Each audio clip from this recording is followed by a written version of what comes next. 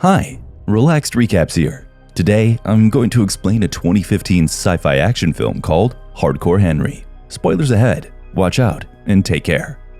Henry's childhood wasn't exactly an ideal one. We see three bullies before him, and they smash his favorite toy robot against the wall. His father arrives and chases the bullies away, but as he leaves, he looks at Henry and calls him a little pussy.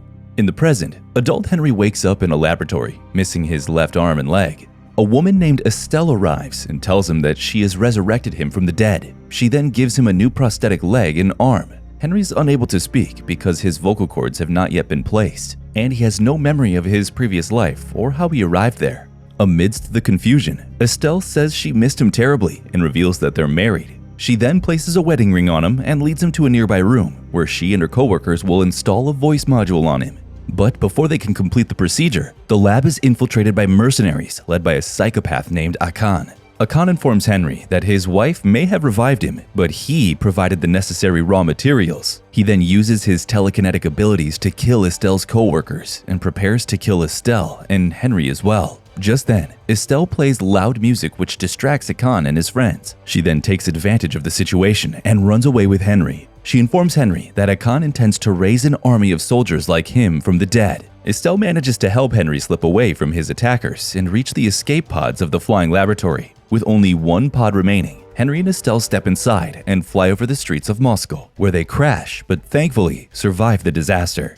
Meanwhile, the fast landing of the pod causes Estelle to lose consciousness. After Henry pulls her from the pod, they are surrounded by Akan's mercenaries, led by his lieutenant, Yuri. Estelle tells Henry to fight them, and Henry hits Yuri, but is knocked down by the mercenaries. Yuri then abducts Estelle and throws Henry into a parking lot below. After that, Henry runs into a freight container and stabs one of the mercenaries. He proceeds to attack other mercenaries when a van appears, and the driver begins killing the mercenaries as well. The driver is a man named Jimmy, who invites Henry to accompany him and tells him he has been waiting for this moment for 3 years. As they drive, Jimmy tells Henry to unlock the glove box, where he finds a charger for his body.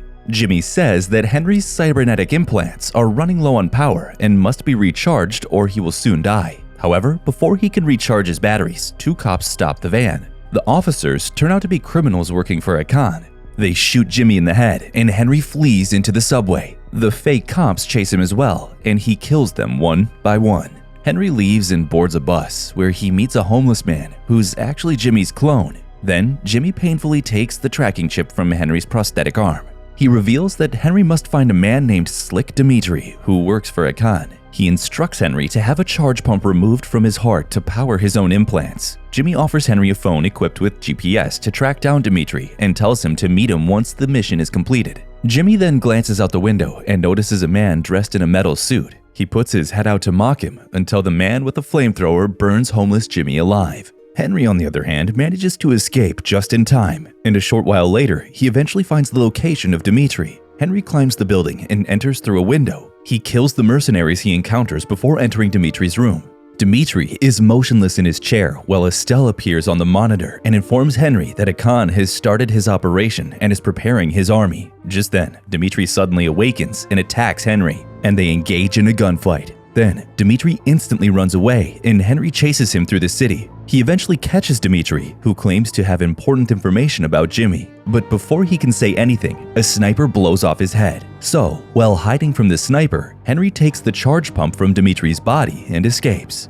Moments later, Jimmy calls Henry and directs him to a brothel. This time, he meets another Jimmy clone, who's a sex-addicted cocaine junkie. As Henry's implants begin to shut down, Jimmy tries to insert the charging pad into Henry's chest, but he's too high. He then leaves Henry to the women, who comment on how handsome he is and then begin playing with him. Meanwhile, Henry begins to recall memories of himself and Estelle having an intimate session. Moments later, another Jimmy, this time well-dressed and nerdy, appears and installs the pump which recharges Henry's implants. Soon, he's charged up and confused to see multiple Jimmys, but before he can say anything, Akan's goons swarm the brothel. Henry fights his way through the mercenaries and eventually reaches a room where Akan is sitting. Akan kills a man by flinging a silver dish into the back of his head. He uses his telekinetic ability to toss Henry across the room and into the air vent, landing him in the parking lot alongside cokehead Jimmy's dead body. In the parking lot, Henry finds Jimmy's clone once more, and this time, a hippie biker with a love of ganja with him.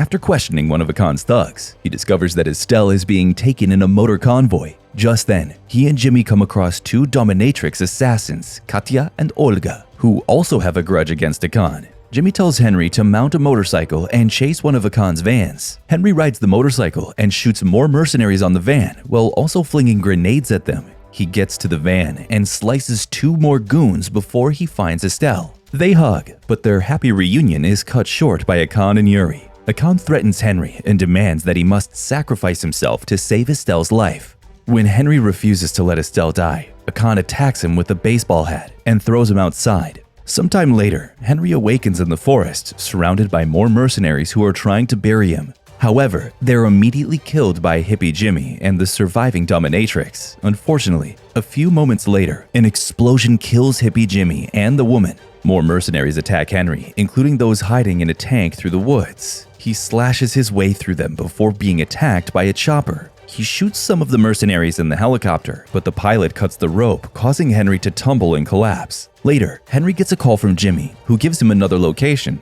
He arrives at the location where sniper clone Jimmy is waiting for him. Henry follows him to an abandoned apartment building where Jimmy's laboratory is located. First, he comes across some corrupt officers attempting to rape a woman. Henry shoots two cops before squeezing the remaining one's groin and putting a shotgun barrel down his throat. When he walks into Jimmy's lab, he sees a video of a younger Jimmy who worked as a scientist for Akan, creating the first generation of cyborg super soldiers to help Akan take over the world. Jimmy had the cyborgs highly lobotomized to keep them from being distracted, but this had the unintended consequence of rendering them unable to do anything but lurch around like zombies. Therefore, Akan punished Jimmy for his failure by breaking his spine.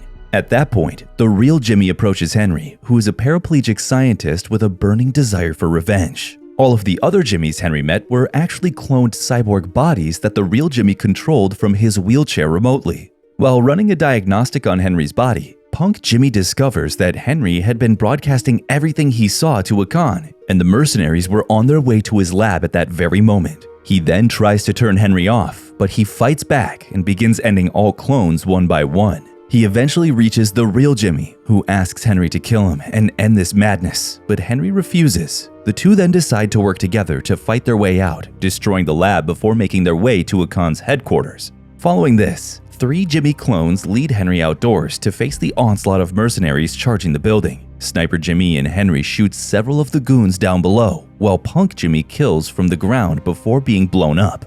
Sniper Jimmy leaves Henry to join Colonel Jimmy as he drops himself down with a grenade.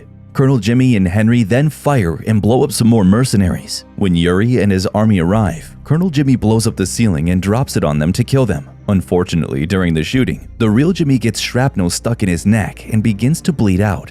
Realizing that he's dying, he reveals to Henry that he had noticed a memory block in Henry's skull earlier and that he left it in there. However, he knows that some of his memories are returning. He informs Henry that these are his true memories and asks him to trust them. And before dying, Jimmy thanks Henry for being a good friend and asks him to make sure he stares into Akan's eyes when he kills him. With Jimmy dead, Henry finds his way into a room with a monitor that displays a video of Akan.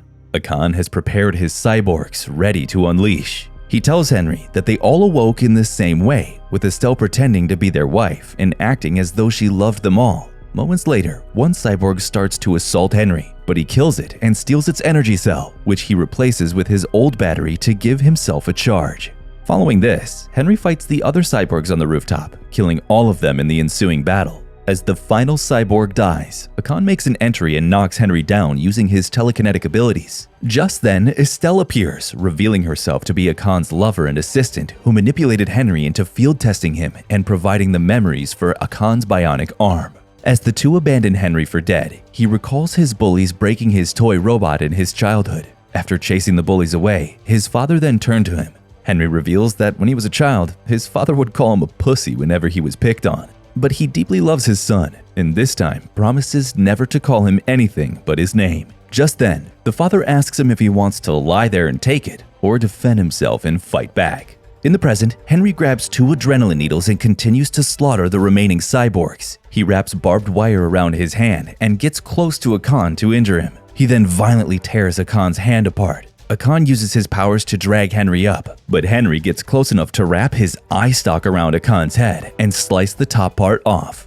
After this, Henry jumps into the helicopter where Akan was planning to escape with Estelle. When she inquires about Akan, he displays Akan's decapitated head. Estelle then shoots at Henry violently until he raises his hand, causing the bullet to deflect and injure her. Moments later, Estelle stumbles out of the chopper door but clings to the edge. In the hopes of manipulating Henry, she begs him to listen to his heart. Henry then takes Estelle's advice and listens to his heart, but his heart tells him to shut the door on her fingers and leave her to die.